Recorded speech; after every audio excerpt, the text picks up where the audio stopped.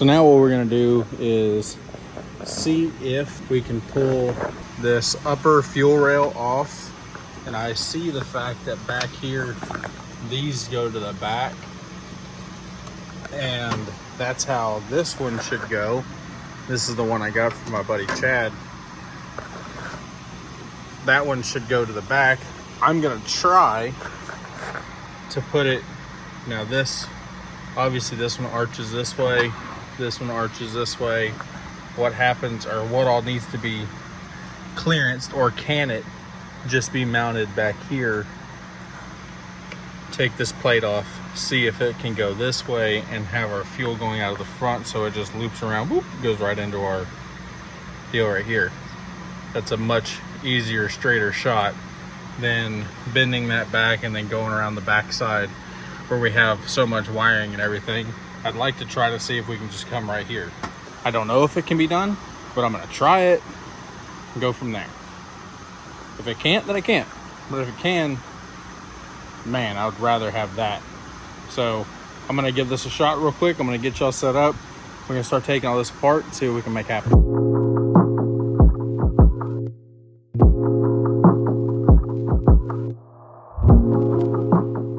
So from what I'm seeing right now is if I line that up and line that up, obviously we've got a, how can I show you? We got a gap. You see right there between that bronze piece and the piece above it. That's where it's gonna bolt down. So what that gap is being created by is this plastic hitting this fuel rail right here. So I think I'm just gonna go ahead and trim this plastic down, because no matter what, it's not gonna hurt anything being trimmed out of the way, because the piece right here and right here, that is where this goes to hold on the engine cover. So this serves me no purpose. I'm not gonna cut into this where it comes upright, but as long as I cut like from here down over and I don't get into this part, that tab, it means nothing. So I'm gonna try that first. I'm gonna grab my little grinder, knock that real quick, see if I can get this bolted down, and we'll go from there. All right, so now I've got that fitting. It's sitting down flat. The top panel up here clears. You see where we had to trim it, and now everything is good.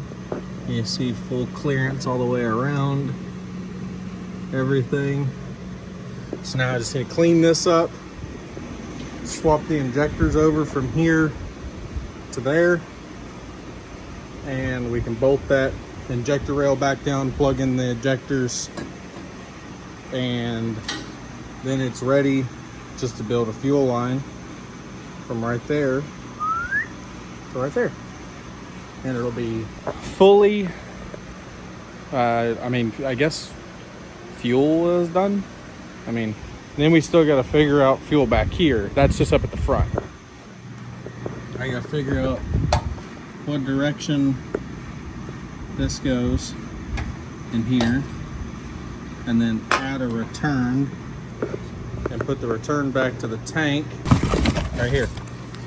I've got a little fitting that I can put into the fuel tank and make a return. We got bits and we got pieces. Now it's just to make all these pieces and bits go together. So I get the fuel runned to the engine. I know I said runned. I liked it. I'm gonna stick with it. But let me get this, the injectors put in this fuel rail, and we'll put the fuel injector rail and fuel injectors and everything back on the engine for good.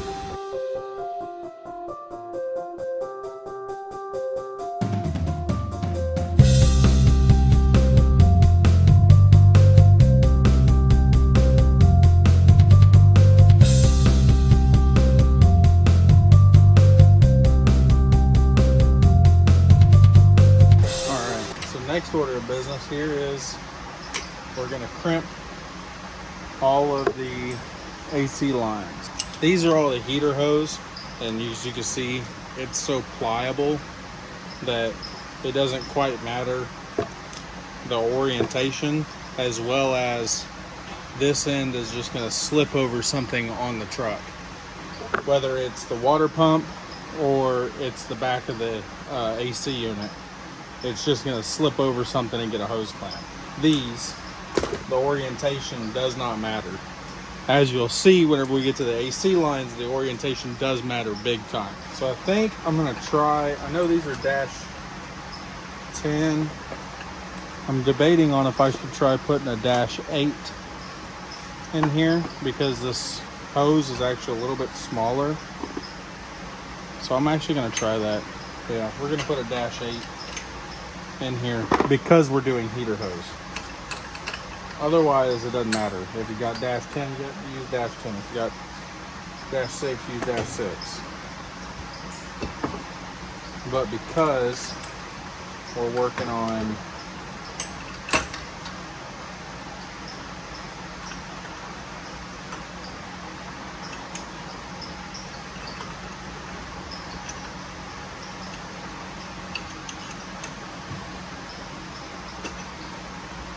there we go. Just a minor, a little tiny bit of a crimp, just enough to hold it. Now we're going to slide our hose in. All right, now I'm going to start crimping. I'm going to hold this still.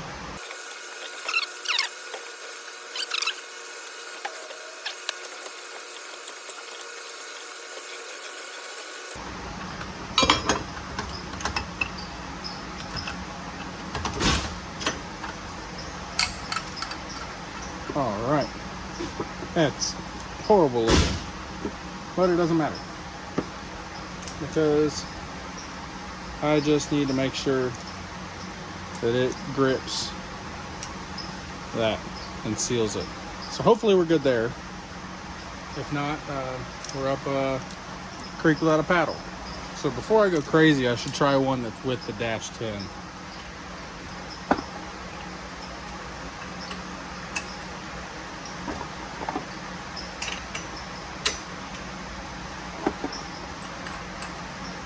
And these are all just Chinesium products. All right, so same process. Put that down, lock that in, spin this around until it gets a bite. We got a little bit of a bite there. Grab our wrench. I'm going to throw just a little twist in it.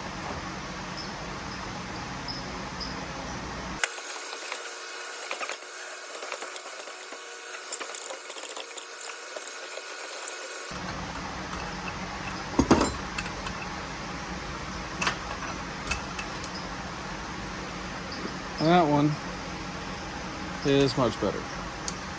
But once again, we'll see how it crimps. And it's just because this is heater hose. That's why we're having such a hard time with it. I got 2 more heater hose, so I'm just gonna knock these out real quick. Also, while I'm doing these, I'm checking to make sure they have the O-ring. If they don't, I'm adding them to it. There we go. Got all those.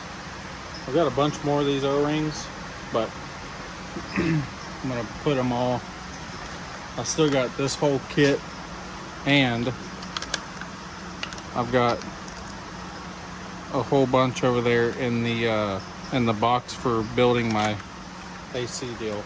So I've got an abundance of these O-rings, but these are good things to have around.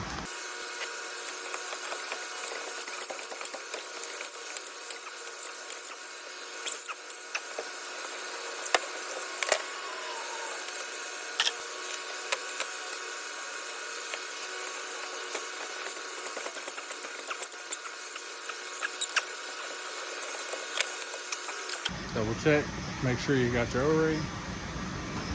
Have you come up here, get it set in just right. thread that until it touches. Ain't gotta go crazy on it. Just thread it in until it touches. Now, come down here, work that onto the water pump, and there we go. That is the heater lines. I gotta come back, put the rubber hoses on this, but that ain't nothing. So now what we're gonna do is I'm gonna take my marker, because this is where things start getting important. I'm gonna take my marker, I'm gonna mark on the fitting side and mark on the rubber side.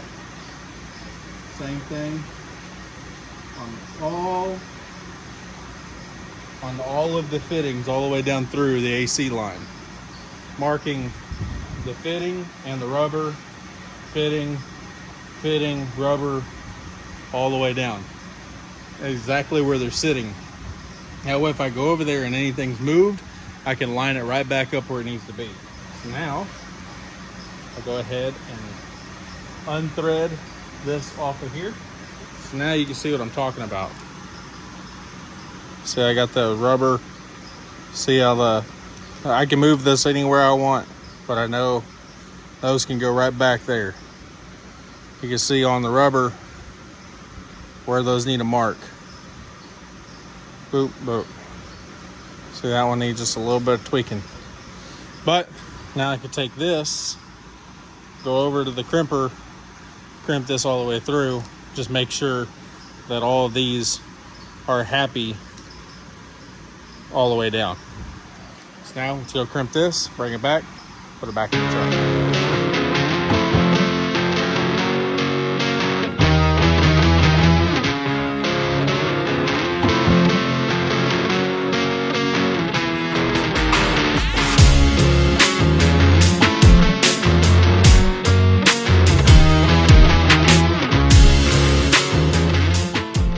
All right, so I got all of the fittings and everything crimped for all the AC lines. I started to look at what I got to do for the lower radiator hose. I think I'm gonna end up having to find a completely different hose for it. I was trying to reuse the upper radiator hose for the LS engine, and the fitting on this end is way too big. So I'm gonna have to look and see what I can do about that. Up here on top, we've got this one. I reused one of them. I don't remember if it was the car or the truck hose, and then spliced in this for a steam port to go into. So all the factory steam port stuff still goes into there. Now, I've been dying to do it, so I'm gonna try to put the hood on. I know, it's not running, and you shouldn't put it on right now, but it's eating me alive seeing it like this. I would love to see the hood on it to really get a little bit more vision for what it's going to be. So I'm going to put the hood hinges on real quick, and then I'll get a hand in here to see if I can try to slap this hood on. So I did a thing. Before y'all freak out, I already had a plan for this prior to this moment, but I didn't know I was going to do this part. So I cut a hole in my cowl. I was already planning on making a cap that goes across here and caps this off, so that way you don't get any more water into here and you rust out your pockets down on the bottom. And that is part of the reason why we added the vent into the back, because you have to have air be able to get out of the cab. So because we put the vent in the back, we now don't have to have this up here in the front. And I'm not going to utilize the factory floor vents that come out the side over here. I had this capped off on my 65 or 66 F100. But the reason why I just cut a hole in it is because that bolt is stripped out. So it's gone. And that one right there just stripped out as well. So I need to reach inside of here and get to these so I can tighten up this hood hinge. So now that I cut a massive hole in the cowl, that basically just made it where that piece is going to get made a whole lot sooner, because now that's an eyesore. So, all right, let's get to getting this bolted together. The other side bolted up great. I'm going to work on this one now, and we'll go from there.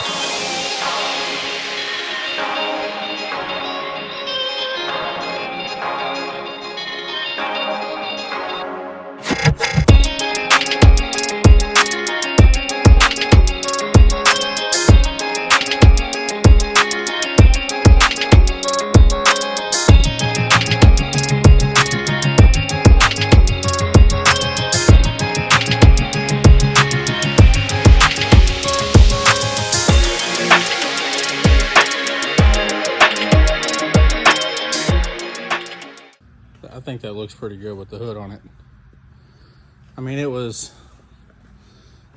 were just lucky to even have a hood, because, man, this, you could tell it was off of some other year.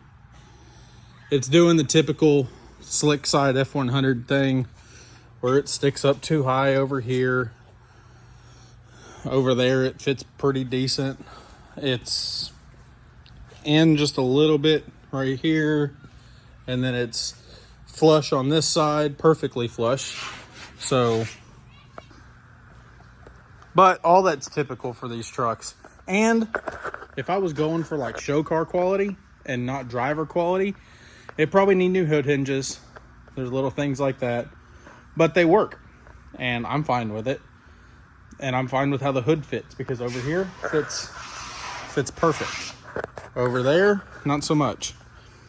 Not sure exactly what it needs to be perfect. I can maybe mess with it a little more, but it's like right here on, it's perfect. But from here over, it's bulged. So I can't tell if that's in the hood, if it's in the cowl, if it's in the hinges. I might mess with it and try to get a little bit more figured out on it. But then again, I mean, look, we got rust holes. Holes. I don't care. It's the whole point was for it to have a hood and it to be a daily driver truck. And I think it looks pretty cool with a hood on it. But now what we're fighting is this hood latch right here needs to come down a little bit, so it'll go into our hood latch here. But this bolt on the driver's side is completely rounded. This one over here, I mean, you can hear it works, but this one I can't get it loose. So I've got to keep messing with that, try to get it loose so we can get everything lined up and drop it in. But man, look at that. Now, another thing, I don't know if I told you, I think I did last episode, told you all about the interior lights that we put up there.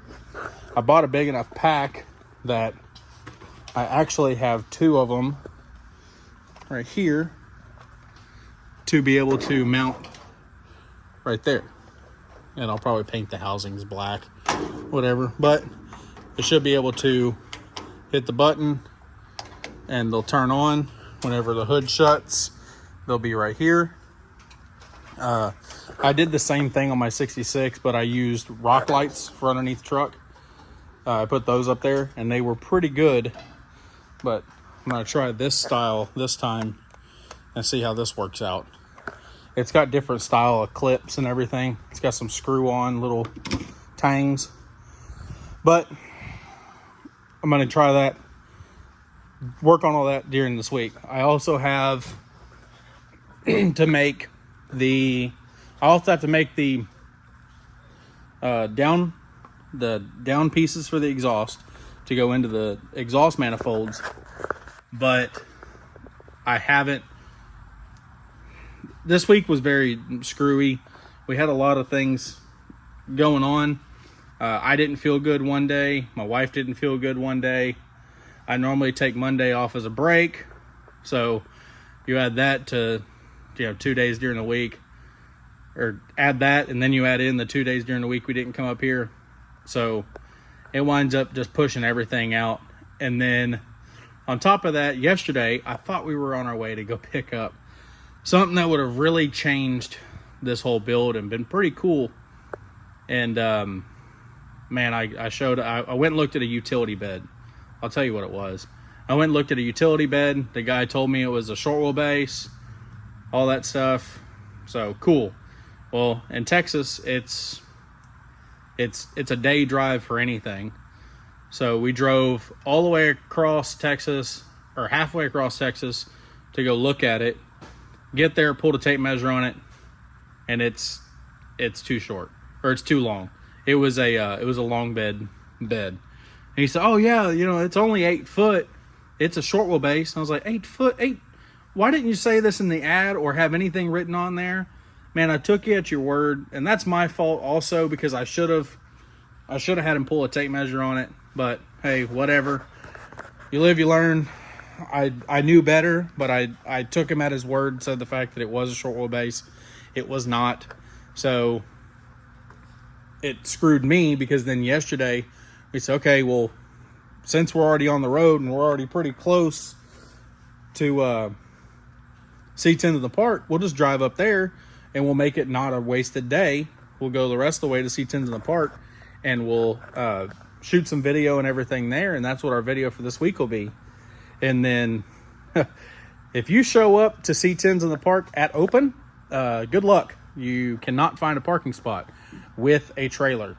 And we had a trailer with us because we're planning on buying a utility bed, and then that fell through, so we could not find a parking spot. I told my wife to drive away after circling it twice. We circled it about 6 times and still couldn't find anything. So we wound up spending the day on the road trying to search to see what we could find up in Dallas. Couldn't find much. I did, in fact, find a patinaed steel toolbox for us. I mean, it's a modern toolbox, but it's got good weathering and everything to it. It's not perfect, which is good, because I want to put it in this bed. We're still going to do bed liner in here when we put this bed on, and I'm sticking with this bed. I actually had a guy, I was looking at a box truck bed, and man, I haven't been able to get an answer out of him, so I'm just giving up on putting a different bed on it. It's just going to get the factory bed, which is fine. I've already shortened it down, and it has really cool patina on it. Like, out of the whole truck's patina, the bed is the most perfect, so it's fine. But now we get to see it with the hood on it, and I've got to work on, back to what I was saying, I got to put the down pipes with the O2 bungs and go ahead and make an X pipe. So I've got those in my truck already. I have a TIG welder at work, so I'm going to take those to work with me, weld those out, and then I'll be able to come back up here, work on that stuff. So do that. We did figure out what we're going to do up here for fueling. I got to get some hose to run up to our injector rail, and then out here in the back. So this is the factory fuel filter for the car. This is a Corvette style fuel filter. So the difference is this one has the return in it, and this is regulated already, so I don't have to run a return all the way up at the engine. But if you see, that's female and that's female for the car that's going to stay. So I did find a male fitting, and I'm going to get that ordered, and then we can run our return back. And like I said, I do have a return to do that. So probably next week we're going to start digging into figuring out what we got to do back here to make all the fuel stuff work and everything wiring wise for the fuel tank.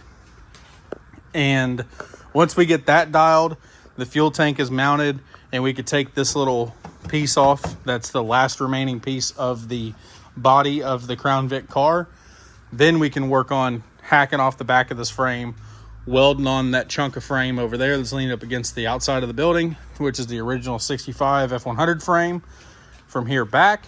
And we can start working on notching the bed out, cutting the hole in the bed, getting the bed mounted to the truck, and doing all that.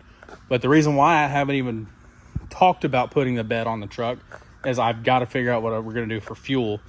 So now that I've figured out how to put that fuel filter on, what pieces we need for that, I can finish mounting that. We figured out what we're going to do for fuel up top, and I need to make the pieces for the exhaust so we can get the exhaust put on it, because we need O2 sensors so we can start the truck and all that stuff. That's really why we haven't started the truck. There's a lot of little odds and ends and everything that all have to get tidied up. And whenever you're doing this stuff on the side, not for a full-time job, it takes a little bit of figuring and all that stuff. So appreciate y'all watching. See y'all next week. We got a lot to do next week, and I promise we're going to get a lot done in the following week.